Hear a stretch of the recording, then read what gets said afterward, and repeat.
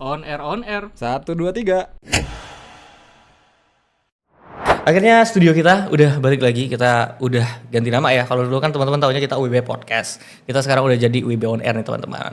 Nah, perdana UIB On Air dalam YouTube hari ini kita akan mengundang seorang dokter. Beliau adalah dokter untuk dosen di Fakultas Kedokterannya UIB teman-teman. Ada Dr. Revit. Boleh Dr. Revit, halo. Halo, Dr. Revit. iya. Ya, kita kenalan dulu ya sama Dr. Revit teman-teman. Okay. Dokter, gimana tadi perjalanannya ke sini kira-kira? Lumayan jauh ya, karena Iya. saya tinggal di Nongsa Iya, ya. betul, ternyata dokter jauh banget tinggalnya di Nongsa ya. Iya, benar. Wah, jauh sekali teman-teman, dan ini jam 7, jam 8 pagi Jam tadi kita 8 janjiannya pagi, jam betul. 8 pagi, jauh banget dari Nongsa pagi-pagi. Itu jam berapa dokter berangkat berarti? Saya biasanya tuh kalau ke daerah sini tuh 45 sampai 1 jam sebelum 45 sampai 1 jam. Really takes time jamnya. ya. Jauh banget ya. Oke, Dokter Revit mungkin boleh perkenalkan diri dulu. Dokter ini Oke. dokter bidang apa, spesialis apa gitu-gitu. Oke, saya Dr. Revit Jayanti, SPKJ. SPKJ itu spesialis kedokteran jiwa atau biasa disebut sama orang-orang itu psikiater. Oh, psikiater. Dulu kuliahnya di mana, Dok? S1-nya saya tuh di Universitas Batam. Ya, Oh, jadi Uniba. Uniba, jadi produk lokal ya. Oh iya, produk lokal. Produk ya? lokal Oke. ya. Oke. Oke, terus untuk spesialisnya saya di UNS Universitas 11 Maret Solo. Spesialis kejiwaan itu Kedokteran tadi ya? jiwa, Oh, iya. Kedokteran jiwa, oke. Nah, teman-teman, kita akan bahas seputar ini ya, persiapan mental lebih tepatnya, karena kan UIB ini baru aja buka Fakultas Kedokteran. Ya, betul. Nah, yang banyak banget ditanyain, kebetulan saya ini admin Instagramnya FK, Oh, iya. sama Instagramnya UIB juga. Oh iya, Ya, bagus jadi- loh Instagramnya. Oh, wow, thank you, Libas, Dok. jangan Iya. lupa lihat-lihat ya. Iya. Kita menang AHD loh BTW tahun ini teman-teman. Wow. Gitu. Nah, sebenarnya Dok, ada beberapa pertanyaan yang masuk ya. Ya biasalah seputar kedokteran-kedokteran Betul, gitu ya, betul. seputar FK gitu. Tapi sebenarnya banyak yang bertanya itu terkait juga soal pendaftaran, prepare pendaftaran segala macam. Anak-anak tuh banyak yang tanya soal ujian segala macam Oke, gitu. ha. Jadi kan mungkin selain mereka harus mempersiapkan diri dari sisi akademik segala Betul, macam, pasti ada persiapan mental yang perlu dipersiapkan. betul, Nah, maksud saya tuh hari ini saya tuh pengen ngebahas dari sisi persiapan mentalnya dulu Oke, gitu untuk betul. masuk ke kedokteran. Karena kan kita tahu kedokteran ini kan rumpun ilmu yang tidak mudah ya. Betul. Butuh surviving skill gitu ya di Betul, dalamnya betul. supaya bisa survive benar-benar sampai jadi dokter kan nggak mudah gitu Iya, ya. benar, ha. Jadi persiapan mental seperti apa yang mereka butuhkan itu yang pengen kita ulas di sini gitu. Dok. benar, ha. Nah, pertanyaan yang masuk Dok rata-rata ya, ada yang bilang begini. Banyak orang bilang kalau kedokteran itu berat. Ya. Berat nggak Dok? Mungkin ini tergantung sudut pandang ya. Aha. Kalau misalnya dia dari awal memang pengen masuk kedokteran, ya memang berat, tetapi mungkin karena dia senang, jadi dia menjalaninya dengan happy. Jadi mungkin rasa beratnya itu nggak terlalu yang berat-berat banget. Tapi saat mungkin ini dipaksa oleh orang tua, tidak keinginan sendiri, ya ini pasti berat banget banget jadinya. gitu Ya ya. mungkin saya rasa nggak hanya di kedokteran ya, di Semua bidang sih, yang lain ya, begitu semua sih. ya. Kalau misalnya aku pengen jadi polisi, tiba-tiba disuruh masuk kedokteran. Aku pengen jadi tentara, tiba-tiba disuruh masuk ekonomi. Itu juga Timpang pasti banget berat. jadinya. Benar kayak Oke. gitu. Nah, kenapa sih Dok persiapan mental untuk masuk kedokteran itu penting gitu Dok? Ya, kenapa ya persiapan mental untuk kedokteran itu penting? Yang pertama itu kita balik lagi yang kita hasilkan itu ya dokter-dokter ya. Dimana dokter-dokter itu kan pasti nanti akan mengobati siapapun itu, baik nanti. Ya kita kan nggak mungkin yang muda terus, nanti kita kalau sudah nanti ketua ya mungkin generasi itu yang akan mengobati kita. Jadi kita nggak bisa main-main dan nggak bisa memberikan sesuatu yang asal-asalan ke mereka, karena mereka berhubungan juga dengan nyawa manusia, dan secara humanity juga mereka perlu dong untuk berbuat sesuatu yang memang terbaik kayak gitu. Jadi pertama itu karena yang mereka tangani itu bukan sesuatu hal yang main-main. Jadi, Makhluk hidup. makhluk Ya, hidup makanya dan semua. berhubungan juga dengan nyawa kayak gitu ya pertama. Terus yang kedua apalagi sih yang membuat mereka itu perlu untuk benar-benar kita persiapkan dengan baik. Yang kedua itu biasanya sesuai dengan WHO ya yang 5-star dokter itu. Iya. Itu semuanya tuh kan kalau saya lihat mencakup semuanya tuh dokter tuh harus bisa.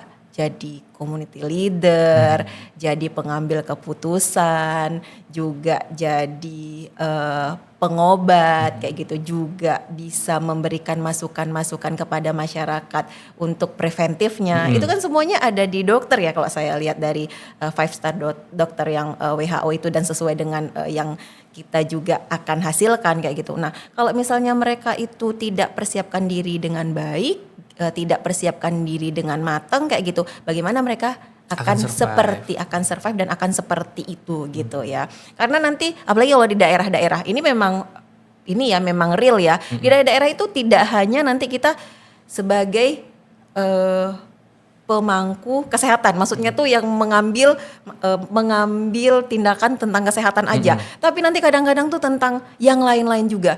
Dok, anak saya itu macam-macam, kasusnya macam-macam. betul. Anak saya apa gitu, itu juga ke dokternya kayak gitu.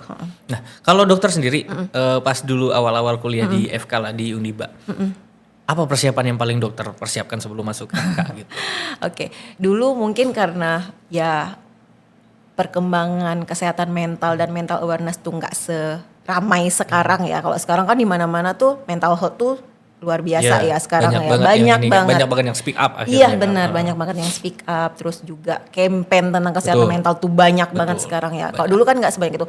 Ya dulu palingan ya tentang belajarnya saja gitu. Tetapi setelah saya rasakan ya, maksudnya tuh sekarang ya, ternyata tuh polanya dulu tuh salah. Karena apa? Dulu tuh yang saya pikirkan hanya belajar, dapat nilai bagus, bisa jadi dokter yang baik kayak gitu. Tapi nggak memikirkan juga gimana nih saya tetap bisa menjaga kesehatan mental saya, sehingga misalnya tuh kalau mau ujian tuh nggak perlu ada kecemasan yang berlebih, nggak perlu ada nggak tidurnya, nggak perlu ada ketakutan-ketakutan yang harusnya nggak dilakukan. Dan nggak perlu juga saya rasa tuh kita itu mengorbankan masa-masa kita belajar di FK itu tuh tanpa main kayak gitu. Jadi itu yang mungkin tetap butuh ya. Tetap butuh gitu. Jadi mungkin yang paling bisa saya katakan manajemen waktunya utama sih kayak gitu. Manajemen ya sebelum masuk FK ya. Iya betul. Nah, dokter sendiri dulu memang atas kemauan sendiri pengen jadi dokter.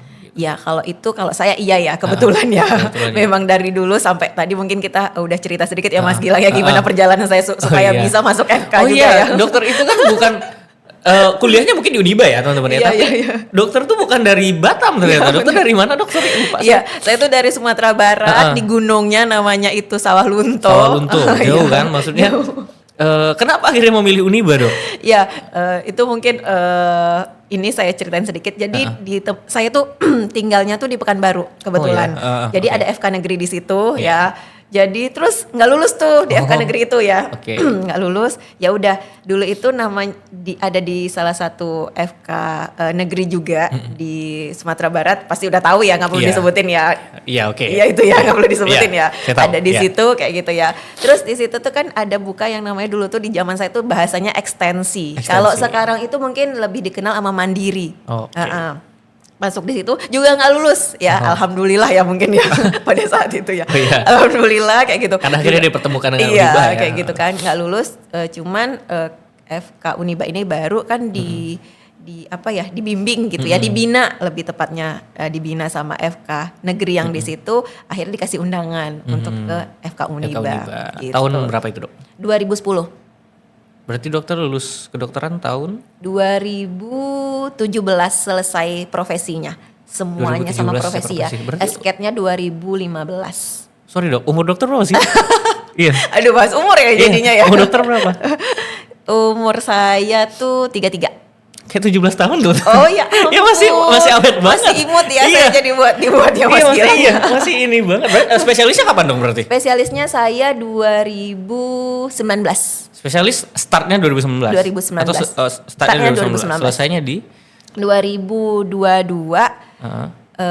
Mulai praktek 2023 karena kan banyak setelah spesialis itu kan ada ujian-ujian board ya, ujian nasional tuh yang harus kita ikutin, jadi 2023. Berarti prakteknya udah sekitar 2 tahunan lah ya. 2 tahunan. Nah sekarang dokter di UIB ini sebagai apa?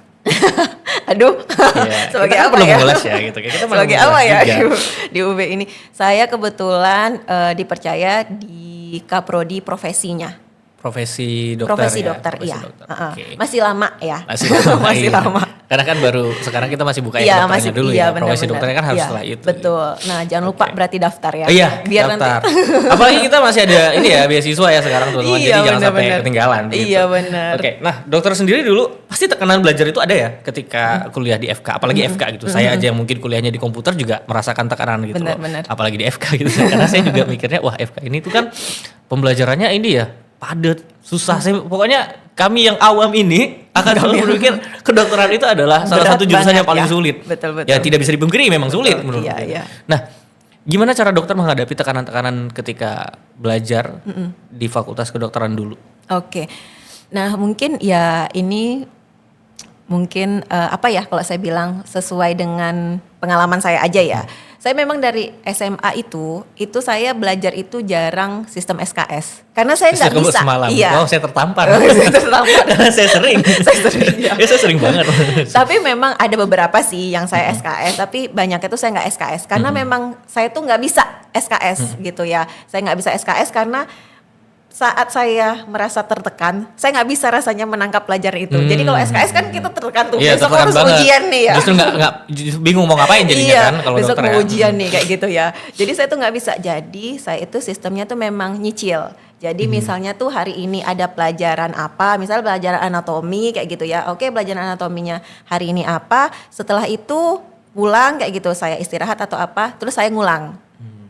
Jadi ngulang terus sehingga ya begitu terus gitu, ada dicicil ngulang-ngulang sehingga pas saat mau ujian tuh nggak terasa terlalu berat. Saat mau ujian tuh ya kita apa ya namanya, hanya mengulang ya, review aja nih yang udah dipelajari kayak gitu. Ya mungkin ini akan sedikit menghabiskan waktu kita ya, tapi saya rasa juga nggak perlu kayak saya dulu yang kayak saya bilang tadi ya, belajar kayak gitu, nggak perlu kayak gitu juga. Tetap harus ada waktu bermainnya, tapi manajemen waktu. Maksudnya manajemen itu ya kalau ini weekend mungkin ya nggak usah belajar, dahulukan mainnya karena itu yang paling penting, karena ini weekend ya. Tapi saat harinya belajar, karena kan kayak di sini kita juga belajarnya sampai Jumat kan biasanya. Nah sampai Jumat kan ada weekendnya di Sabtu Minggu. Kalau saya dulu malahan sampai Sabtu. Minggu yang libur lah. Minggu Cuma saja, doang.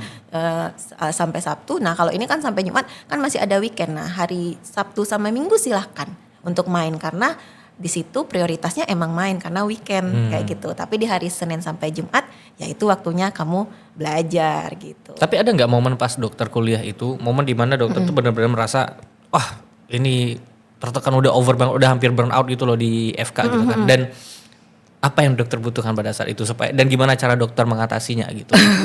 Aduh, Kita kan butuh gimana tahu, ya kan? cara Maksudnya saya? biar teman-teman yang Iya, mau iya. masuk kedokteran kan punya gambaran Iya, gitu. iya, betul, biar betul, mereka betul. mungkin kalau mengalami hal yang sama, wah Oke. kemarin aku nonton nih dokternya podcastnya si WIB on Air bareng dokter Rapid nih. Oh Kita iya, dikasih tahu caranya gitu ya, gitu, kan oke. kita tahu. Ini mungkin kita bilang ini dulu ya, secara formalnya ya yang saya pelajari ya sesuai dengan keilmuan saya kedokteran jiwa ya kayak gitu ya. Apa yang bisa kita lakukan? Pertama perlu kita lakukan yaitu manajemen stres kita ya, atau managing stres kita. Nah manajemen stres itu yang terbaik apa? Lakukan hobi aja.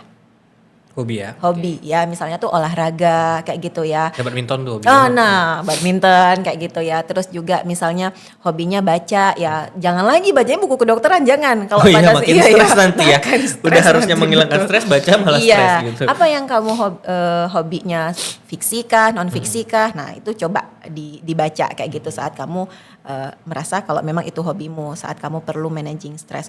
Terus apalagi selain managing stres, tadi juga kita atur waktunya. Memang kalau misalnya waktunya main ya lakukan main, kalau waktunya belajar ya kita belajar kayak gitu. Terus apalagi ya kalau sekarang tuh ada yang namanya journaling. Makanya saya bilang sekarang mental health tuh ini banget, journaling, dan yang ngajarin journaling itu juga banyak di Instagram dan lain-lain itu kan tentang itu juga banyak. Mindfulness kayak gitu ya. Mindfulness tuh mungkin beda ya sama relaksasi. Kalau mindfulness tuh sebenarnya bahasa awamnya tuh meditasi, berbeda. Kalau mindfulness tuh kita lebih menyadari. Kalau relaksasi yang sering suka disamain ya, kalau relaksasi itu kita ya relaksasi saja. Kita mungkin relaksasi pernafasan atau peregangan otot, tapi di situ tidak perlu fokus akan melakukan hal itu gitu. Tapi kalau itu ya, itu secara teori ya. Teori Tapi ya. kalau saya dulu Ketika kayak realita gitu ya, ini kita bicara realita ketika dulu jadi mahasiswa kedokteran nih, benar. gitu. Secara realita dulu saya tutup buku itu semua tidur. Solusinya tidur ya. Solusinya tidur kalau dulu, sekarang taunya tuh ya udah deh tidur. Karena dulu saya ngerasa kalau saya keluar ya mungkin ini pengalaman aja dan ini menurut saya tuh nggak perlu juga dilakukan balik lagi saya bilang. Kalau dulu saya itu kan belajar kayak gitu ya. Saya tuh kayak merasa bersalah saat saya keluar main. Dulu gitu waktu saya belum tahu nih kalau misalnya oh ternyata tuh kita perlu managing waktu kayak gitu ya. Dulu saya tuh merasa bersalah kalau saya tuh keluar main misalnya. Saya mau olahraga, kayaknya tuh orang lain tuh belajar deh gitu ya. Kok saya olahraga? Overthinking jadi. Iya ya dulu ya. Mungkin itu juga saya ngambil spesial kedokteran jiwa mungkin ya. Biar kayaknya, tahu ya. Iya biar tahu ya kayak gitu. Terus kayaknya tuh orang belajar deh. Kenapa saya nggak belajar? Terus nanti kalau saya nggak belajar ini nanti tuh nggak bisa nih jadi dokter yang baik tuh kayak gitu-gitu dulu kan. Tapi setelah dipelajari nggak gitu juga ternyata. Ya mungkin sekolah kedokteran jiwa itu sekalian saya juga berproses kayak gitu ya. Oh ternyata tuh nggak mesti begitu terus gitu ya setelah belajar di kedokteran jiwa waktu masuk ilmu kesehatan jiwa di UNS. Oh ternyata tuh nggak seperti itu, kita perlu ada waktu main juga, perlu ada waktu belajar juga, perlu ada waktu saya belajar spesialis itu kan saya udah menikah nih, perlu ada waktu untuk keluarga juga kayak gitu. Jadi manajemen waktu sih yang paling penting juga. Manajemen waktu, manajemen stres itu Iya tadi benar. ya. Dokter pernah ngerasa jenuh ketika belajar kedokteran dulu? Pernah merasa jenuh? Pasti pernah ya. Nggak mungkin saya bilang nggak pernah karena dengan begitu padatnya perkuliahan, begitu padatnya ujian. Karena kan kita sistem blok kayak tadi udah ngobrol sama Mas Gilang ya, beda. Saya udah dijelasin sistem blok pun saya masih nggak nyambung. Saya sih nggak ngerti teman-teman. Karena saya tahunya kalau yang jurusan fakultas lain kan ya belajar aja 2 jam belajar. Benar. Kalau ada lab ya lab gitu. Iya, benar. Tadi dokter menjelaskan yang blok-blok, aduh saya nggak ngerti. Saya masih nggak paham gitu.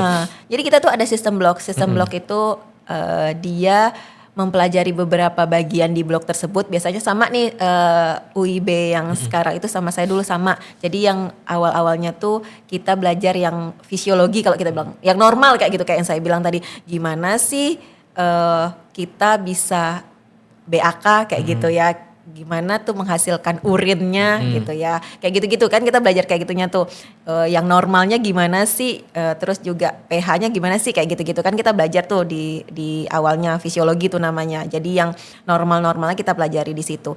Nah itu nanti kita di situ ada blok fisiologi yang blok 1, blok 1, blok 2, blok 3 nanti ada di situ. Nah nanti di setiap blok tuh kita ujian tentang yang kita pelajari, tapi kan nggak semua tuh dalam satu blok tuh nggak semua tentang fisiologi tubuh kita dipelajari. Ada organ-organnya kan yang kita pelajari. Nanti berapa organ di blok tersebut isinya, terus kita ujian. Satu blok itu bisa berapa lama dok? Dulu saya 6 minggu. Nah, 6 minggu, iya, 2 bulan. Iya 1,5. 1,5 bulan. Iya 6 minggu berarti ya 2 bulanan ya berarti. 2 bulan. 1 sampai 2 bulan lah. 1 sampai 2 bulan. Iya. Gitu. Itu sistem blok ya? Sistem blok. Gitu. 1 semester berapa blok itu? 1 semester biasanya 3 sampai 4 sih dulu. 3 sampai 4 tergantung blok, dari SKS-nya. Tetap ada SKS-nya, tetapi kalau SKS-nya itu kecil biasanya bloknya agak banyak kayak gitu. Nah, waktu dokter merasa jenuh nih. Apa yang memotivasi dokter supaya benar-benar bisa stabil, bisa survive di kedokteran? Bisa survive balik lagi ya ke motivasi awal ya. Oh ya, saya pengen jadi dokter. Dan tidak mungkin dokter itu tidak mungkin dokter itu tidak memikirkan pasien-pasiennya nantinya kayak gitu ya. Terus juga mikirin lagi ya karena saya sudah di sini dan maunya dari awal ini nggak mungkin dong udah semester berapa terus mundur kayak gitu ya. Terus itu kayaknya nggak ini banget karena tetap ya di mana-mana mungkin saya bisa bilang ya untuk biaya kedokteran tuh lumayan, apalagi kalau misalnya kita nggak dapet beasiswa kayak gitu ya, itu nggak bisa dipungkiri kayak gitu. Oke, lalu dok, pas zaman dokter selesai profesi koas berarti ya, selesai koas, dokter ngambil spesialis tahun berapa tadi? 2019 ya. Kenapa memilih spesialis kedokterannya?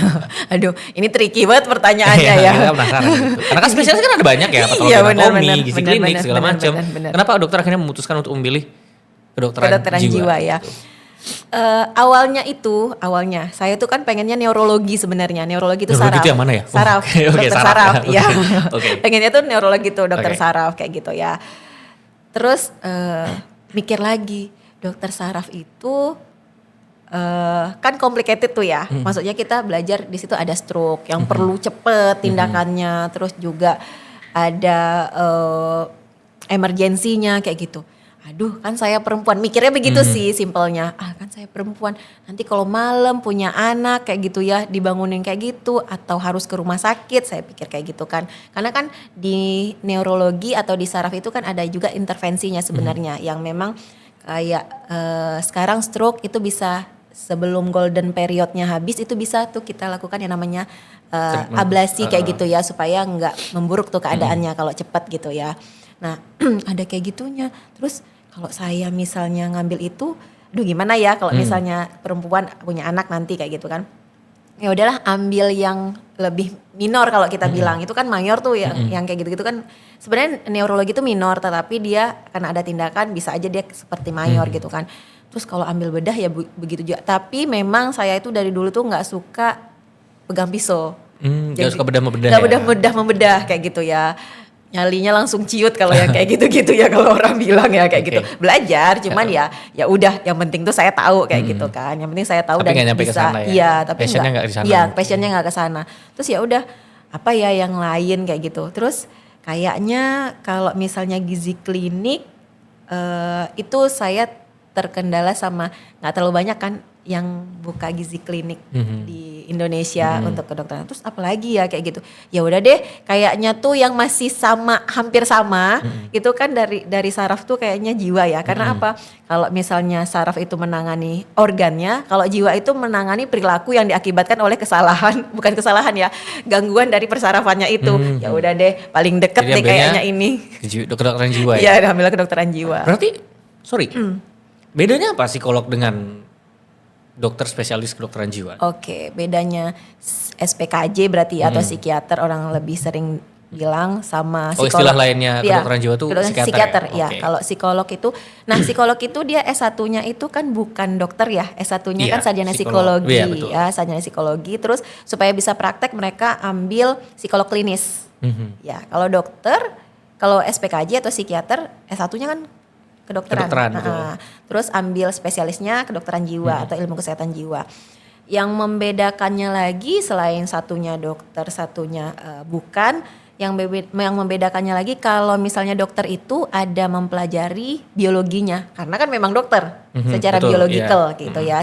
Nah kalau psikolog tuh biasanya mereka lebih ke psikologi sama sosialnya.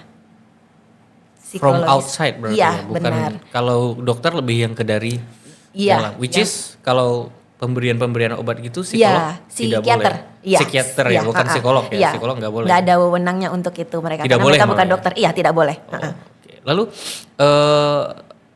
kalau gitu dok, kita nih melakukan konsultasi ya, konsultasi ke psikolog. Bisa konsultasi juga ke psikiater? Oh bisa. Bisa. Malahan itu saya biasanya kalau di beberapa part ya, karena gini. Psikiater itu rata-rata itu bisa BPJS. Bisa bisa ditanggung sama BPJS. Oh ya? Sehingga Saya psikiater tahu. bertahu ya? Iya, bertahu. Oke, bisa ditanggung sama BPJS kayak gitu. Nah, karena bisa ditanggung sama BPJS, tentu bisa saya katakan pasiennya lebih banyak dong daripada psikolog. Kalau psikolog nggak bisa ditanggung tuh ya. Nah, sehingga kadang-kadang kan kita butuh nih, karena pasien tuh menurut saya apalagi kalau yang berhubungan dengan gangguan-gangguan yang kita bilang tidak terganggu realitasnya gitu ya. Kalau kami bilang bloknya itu F4 ke atas atau F3 ke atas, F3 itu depresi, cemas, gangguan penyesuaian kayak gitu. Itu biasa kita perlu psikoterapi namanya selain dari obat-obatan. Nah saat kita butuh psikoterapi karena tadi waktu yang saya bilang karena ada pasien dengan BPJS itu kan lumayan rame ya kalau kami di psikiater. Sehingga untuk satu sesi itu kadang kita nggak cukup rasanya untuk memberi mereka terapi gitu. Karena satu sesi terapi itu bisa di 30, 45 menit atau 60 menit kayak gitu ya. Jadi kita keterbatasan waktu. Biasanya kalau mereka memang punya waktu, punya rezeki lah kalau saya bilang untuk sekalian ke psikolog silahkan berbarengan kayak gitu. Karena untuk psikoterapinya bisa lebih ini di psikolog. Tetapi bukan karena psikiater nggak bisa, kadang waktunya saja sih yang agak sulit gitu. Makanya kadang-kadang tuh saya kalau misalnya praktek, saya berusaha nih untuk memberitahu pasien. Kalau misalnya tuh kadang ada kan nunggu tuh agak gelisah gitu ya. Terus saya bilang, Bu, yang namanya ke psikiater itu kita kan nggak hanya kasih obat, kasih ibu datang terus, oh gimana Bu, oke, langsung kasih obat, nggak gitu. Tapi kan ada konsultasinya Bu. Jadi kalau misalnya menunggu agak lama itu wajar, sama kayak ibu juga. Pasti kesini pengen ngobrol juga, pengen kasih tahu apa keluhannya. Kalaupun misalnya kita belum bisa menyelesaikan hari ini, tapi dengan ibu ngobrol aja itu sebenarnya udah terapi. Namanya ventilasi, saya bilang kayak gitu. Jadi nggak apa-apa ya kalau kita agak menunggu sedikit kayak gitu. Nah biasanya mereka udah mulai mengerti, makanya jadinya ya udah, berarti kadang-kadang mereka molor dari jamnya kan. Kalau misalnya di dokter tuh kan ada appointment jam berapa kayak gitu. Oh saya kira-kira dilayani jam 3-an kayak gitu. Tapi kok bisa jadi jam 4 begitu biasanya kalau ke psikiater. Nah muncul satu pertanyaan lagi nih akhirnya Dok. Kalau psikolog, ini dari pandangan saya yang awam saya yang awam. Kita kan tahunya kalau orang yang mungkin mengalami gangguan kesehatan mental, datang ke psikolog kan kita seringnya konsultasi, dikasih terapi-terapi khusus. Kalau dokter bilang tadi kayak yang dari kedokteran jiwa, itu kan ada pemberian obat. Iya. Bagaimana cara obat ini bekerja dan kenapa harus obat gitu? Kenapa harus diberikan obat? Dari sisi kedokteran jiwa lah, saya nggak tahu nih soalnya. Iya, benar. Ini yang mungkin selama ini mungkin jadi pertanyaan orang banyak ya. Kenapa sih? Ini kan masalah gitu. Kenapa harus diberikan obat iya, gitu ya? Gitu. Maksudnya kan bingung gitu. Iya gitu. Nah balik lagi karena kami tadi mempelajari tentang ilmu biologikalnya gitu ya. Ternyata di tubuh kita tuh banyak zat kimia. Ya kalau kami bilang tuh namanya adalah neurotransmitter. Oke, neurotransmitter kalau kita bilang. Jadi apa tuh neurotransmitter itu? Apa gampangnya? Jadi di otak itu ada persarafan yang kayak kalau di gambar-gambar yang kayak rumput lagi. Jaring-jaring. Kok rumput sih? Jaring-jaring gitu ya. Nah, mereka itu kan harus ngobrol nih antara satu jaring sama jaringan yang lain. Nah, itulah zat kimianya tersebut. Gitu. Itulah neurochemicalnya itu. Nah, saat mereka itu produksinya nggak bagus, mungkin zat kimianya, atau yang menangkapnya kan tadi saya bilang kan jaring-jaringnya itu harus ngobrol nih. Kalau yang menangkapnya ini zat kimianya ada, tapi yang menangkapnya ini nggak bagus, jadi nggak terbaca, nggak terkopi sama dia. Oh ini aku ini loh kayak gitu, nggak terkopi. Atau juga misalnya dia ada tetapi menghantarkannya nggak bagus, jadi nggak nyampe nih, dia diproduksi tapi nggak nyampe ke yang seberangnya kayak gitu. Gitulah ininya ya analoginya. Sehingga itu yang perlu kita berikan obat supaya apa? Mungkin yang ngangkutnya bagus, yang produksinya bagus, terus yang nerimanya bagus kayak gitu, tidak ada hambatan, atau dia banyak nih sementara kita butuhnya cuman sedikit. Itu yang juga kita blok namanya, itu yang kita turunkan baik produksinya, baik penangkapannya, atau dia banyak nih di otak kita terus dihancurkan kayak gitu. Nah itu yang kita perbaiki. Itu kan bahasa secara biologis dan kedokterannya ya Dok. Kalau secara awamnya itu gimana tuh? Maksudnya ada nggak contoh real yang mungkin mudah untuk kita pahami Dok? Kalau contoh realnya begini, misalnya kita dalam keadaan stres kayak gitu. Nah itu akan mengganggu beberapa zat kimia di tubuh kita. Oke, I see. Ya, jadi beberapa zat kimia di tubuh kita itu akan terganggu sehingga kita perlu untuk memperbaikinya lagi. Supaya apa? Kalau saya analogikan begini, kita misalnya tuh mau ketawa tapi yang lucunya nggak ada gitu kan, gimana kita mau bisa ketawa? Nah bahan bakunya inilah, si lucunya inilah kita kasih untuk diri dia supaya apa, bisa ketawa lagi, bisa seneng lagi kayak gitu, bisa merasakan perasaan-perasaan yang ya harusnya dia rasakan kayak gitu. Karena ada loh banyak orang yang nggak bisa ngerasain perasaan kayak gitu, jadi ngerasanya hampa aja, empty aja gitu. Nah, oke, ternyata banyak sekali ya pembahasannya. Sebenarnya saya masih banyak pertanyaan yang muncul, tapi jangan deh gitu. Karena kan kita lebih fokusnya kepada persiapan mental untuk anak yang mau masuk kedokteran gitu kan ya. Kita balik lagi deh ke persiapan mental untuk masuk FK gitu ya.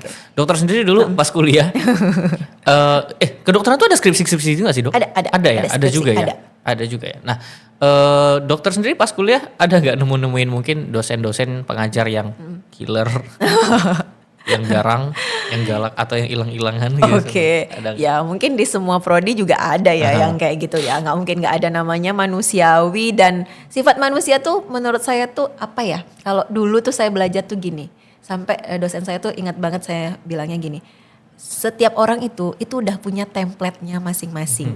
Jadi misalnya nih kayak Mas Gilang lihat saya kayak gini ya, penampakannya kayak gitu, modelnya kayak gini. Oh ini kalau orang-orang kayak gitu hampir sama nih modelnya, cerewet kayak gitu ya, banyak Stereotype ngomong. banget ya. Iya gitu, jadi itu udah punya template-nya masing-masing. Oke. Jadi saya rasa ya mau dia jadi dokter, mau dia jadi akuntan, mau jadi manajemen atau apa, ya kalau udah template-nya begitu ya akan begitu begitulah gitu. orangnya. Betul, Iya betul. begitu. Oke. Nah, kalau gini dok, kesalahpahaman apa yang sering muncul soal mental health di FK? Kesalahan apa yang sering muncul di mental Mental kuat lah, mental kuat. Oh mental yang kuat itu ah. ya di FK ya. Ya kesalahannya itu mental kuat itu. Jadi maksudnya Iya, justru mental kuat itu ada kesalahannya ya? iya itu Oke. adalah kesalahannya karena apa? Berarti kita itu memaksa diri kita untuk selalu oke. Padahal sampai ada filmnya ya. It's okay not to be okay. Oke. Padahal sampai ada dibikin filmnya kayak gitu ya. Karena memang iya nggak apa-apa kalau misalnya kita di beberapa part kita itu ngerasa nggak nyaman, nggak enak, burn out, terus juga misalnya, aduh ini jujur aja kayak saya tuh kan, aduh ini kalau udah blok ini nih, aduh ini menguras tenaga nih gitu. Karena mungkin kayak saya bilang tadi saya nggak terlalu suka tuh yang kayak bedah-bedah kayak gitu. Wah ini harus ekstra nih kayak gitu ya. Jadi ya kalau saya bilang di sekarang yang udah saya pelajari ya kita harus terima, oh iya saya di ini memang gak terlalu nyaman, gak terlalu enak, ya saya berusaha untuk semampu saya tapi jangan juga membuat saya tuh stres. Berarti ya legowo aja ya, Iya, jangan terlalu memaksa kuat Ambisius jangan gitu ya. kompetitif sih kadang-kadang. Iya, Orang kan benar, bikinnya kompetitif. kompetitif Benar, kan benar, kalau di betul. kuliah-kuliah itu kan banyak Betul, kompetitif. Nah, pesan dokter untuk anak-anak yang mungkin nanti akan masuk FK, especially UIFK UIB nih, kira-kira apa dok? Pesan saya untuk yang mau masuk FK, pertama ya benerin niatnya ya. Ya kalau kita tuh mau jadi dokter ya dokter tuh long life learning ya karena ilmunya berkembang pesat banget kayak gitu ya. Dari dulu saya belajar A, sekarang saya tiba-tiba belajar B lagi. Nah itu kita harus siap kayak gitu. Terus yang kedua open minded ya, jangan maksudnya tuh dulu aku, nah itu ya yang perlu juga diterapkan ke diri kita waktu kita masuk FK. Dulu aku juara kelas nih yang suka banyak nih. Dulu aku Makin juara lah ya. kelas ya. Jadi nih aku paling hebat nih dulu di sekolahku, di SMA aku, di keluarga aku juga nih kayak gitu. Aku udah diagung-agungkan kayak gitu ya. Ternyata sekarang kita masuk di fase yang kita kumpul sama anak-anak pinter yang lainnya. Ya atau anak-anak yang hebat yang lainnya juga kayak gitu ya. Nah sehingga kita perlu persiapkan diri kita ya.